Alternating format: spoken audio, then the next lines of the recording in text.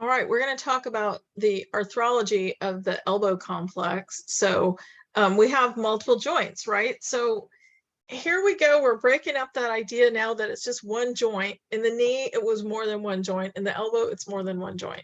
So there's more complexity than we traditionally think about. So does anybody recognize where my background is? It's the scare floor from Monsters, Inc. So, and at the beginning of the pandemic, Pixar put out a bunch of virtual backgrounds that you could use for free, copyright free, and this was one of them, and I kept it because I love it. So anyway, let's talk about the arthrology of the elbow complex. So the humeral-ulnar joint provides most of the elbow structural stability because we have that huge Loch Ness Monster trochlear notch interlocking with the spool of the trochlea. It limits the motion of the elbow to flexion and extension. Because of that spool shape and the jaw shape, that gives us our motion. So we're not going to get side-to-side motion or rotary motion because the jaw around the spool gives it that stable flexion and extension. On the other hand, on the other side, the humeroradial joint, formed by the ball of the capitulum sitting in the cup of the fovea of the radial head, it permits continuous contact between the radial head and the capitulum during supination, pronation, flexion, and extension. So we get that extra degree of freedom because of the ball shape sitting on the cup shape versus the jaw and the spool. Pretty cool, right? So the elbow is interesting. There's a natural outward angulation of the forearm within the frontal plane, and it's called the normal cubitus valgus. It's also called the carrying angle because of its function of keeping a carried object away from the body. So if we had just pure flexion and extension, you're carrying something, it has to be right in front of you. With the carrying angle, it's going to be a little bit out laterally from your body. Elbow trauma can result in either excessive cubitus valgus or varus. So just like the knee, you could have excessive valgus or excessive varus. Check out people's elbows when you're in lab and see if anybody has excessive valgus or excessive varus. Excessive valgus is more common. People who can hyperextend their elbows often have excessive valgus. I had a great elbow injury many years ago when I used to work as a ski patroller. I was off my skis and I was pounding in a snow fence that was above my head using a little 15-pound mini sledgehammer. The wind blew the fence back and knocked me off balance. And before I could let go of the hammer, it did some damage to my elbow and shoulder.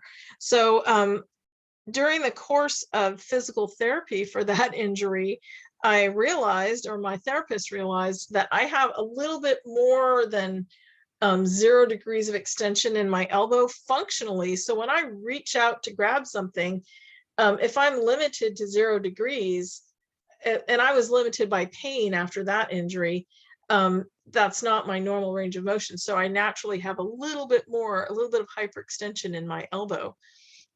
And at the time I had, my cats were kittens, and kittens are always zinging around the room, and I'd reach out to grab a kitten and like, it hurt my elbow.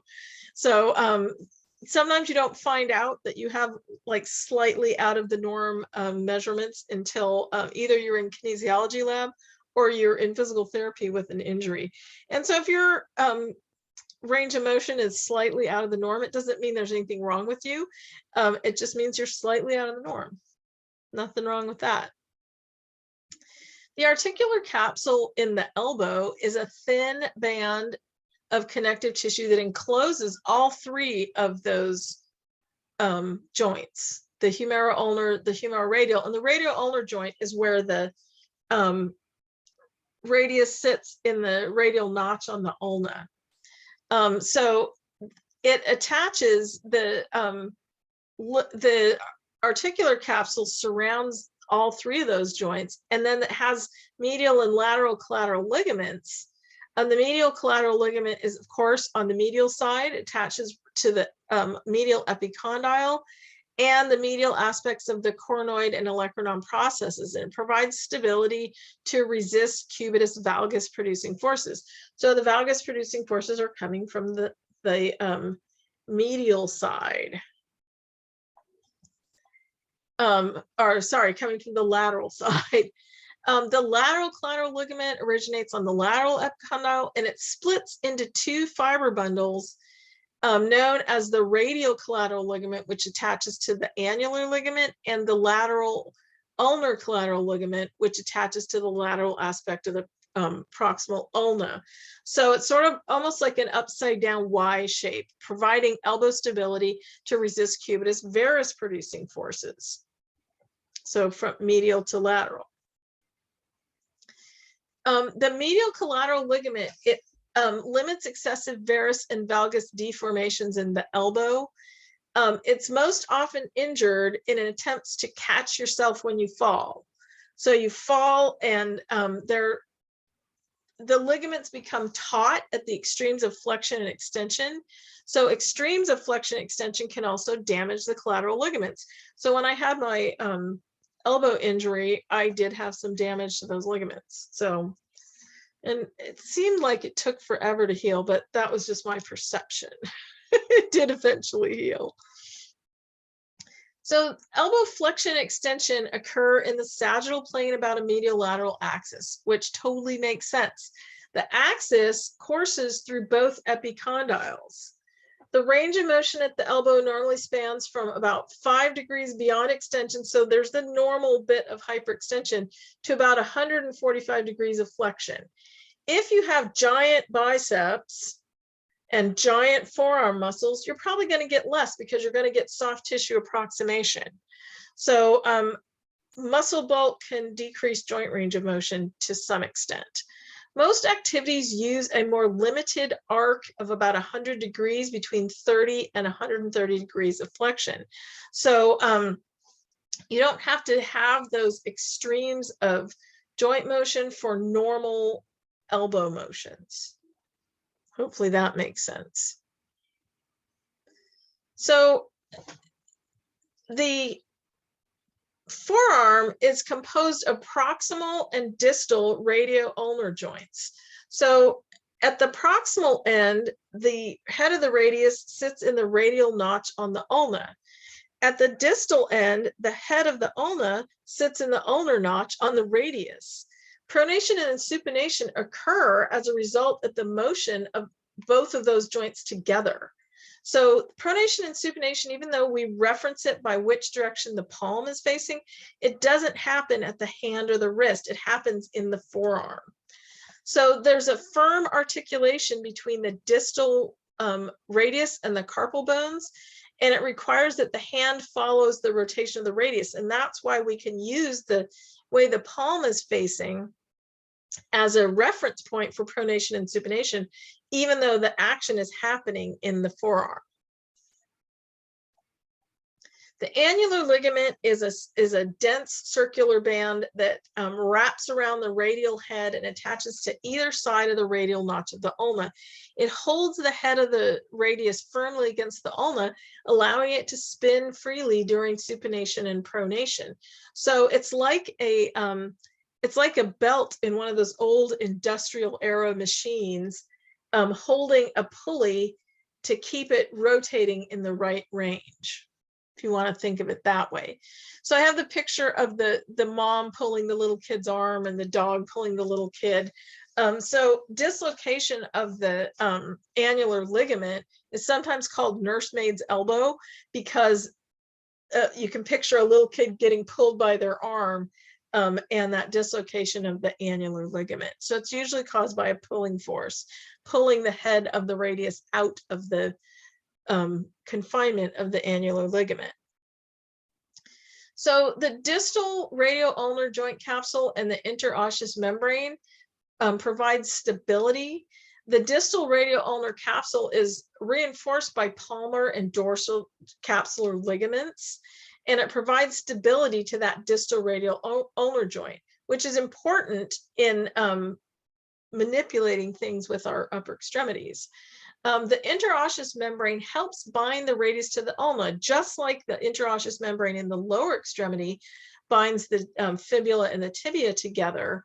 And it also serves as a site for muscular attachments and a mechanism to transmit forces proximally through the forearm. So it's very similar in function to the interosseous membrane of the lower extremity. Doesn't that make sense? So when we transmit force through the interosseous membrane, most of the membrane fibers are oriented 45 degrees from the long axis of the forearm, and that helps transmit compressive forces from the hand to the upper arm. So like doing a push-up creates compressive forces passing through the hand to the wrist, 80% of which is transmitted through the radius at the radiocarpal joint. The proximally directed force passes up the radius, and because of the angle of the interosseous membrane, it's transferred partly to the ulna. As you get to the proximal end, the ulna is bigger, and so we're transmitting those big forces. So the compressive force that enters the forearm at the radius exits proximally through both the humeroulnar and the radioulnar joints and is transferred up to the shoulder. So that interosseous membrane, the angle of it, helps transmit those compressive forces starting at the radius and moving up. So remember how I said the radius is big distally and small proximally, and the ulna is small distally and big proximally? You can think of that as the interosseous membrane transmitting forces from the large end of the radius to the large end of the ulna. It's not exactly like that, but it's a way to think of it. So the direction and alignment of the interosseous membrane helps distribute the force more evenly across the elbow. So you're not getting all the forces at the radial humeral joint, you're getting it distributed evenly across the radiohumeral and the humeroulnar joint. If the interosseous membrane were 90 degrees to the actual orientation, the compressive force directed through the radius would slacken rather than tense the membrane. So a slackened or loose membrane is like a loose rope. It can't transmit a pull. So in order for our ligaments and our connective tissues to support the joints, they have to be taut rather than slack. So the position of greatest stability of each of our joints is the position where most of the ligaments are on stretch or are taut rather than being on slack. Hopefully that makes sense. So we talked about that a little bit with the talocrural joint and full dorsiflexion being more stable than plantar flexion because the ligaments are taut versus being slack. So it's the same thing in the upper extremity. Even though we don't stand on our upper extremities like we do our lower extremities, we do transmit a lot of forces, especially if you're doing push-ups, right? Or planks. You got to transmit some forces. So supination occurs in lots of functional activities that require the palm to be turned up, like eating. Pronation is involved in activities that require the palm to be turned down, like pushing up from a chair or pushing something down. So like scooping ice cream, supination. Pushing up from a chair, pronation. Supination and pronation occur as the radius rotates around the axis of rotation traveling from the radial head to the ulnar head. So remember how I said the transmission of forces in a pushing up position goes from the distal portion of the radius to the proximal ulna. Supination and pronation are from the proximal portion of the radius to the distal ulna. So 0 degree or neutral position of the forearm is the thumb up position. That's 0 degrees. From this position, we normally have 85 degrees of supination, palm up, and 75 degrees of pronation, palm down. Those are just the average ranges. It doesn't mean if you can do more that you're abnormal or or super. It just means that you're outside of the normal range. So the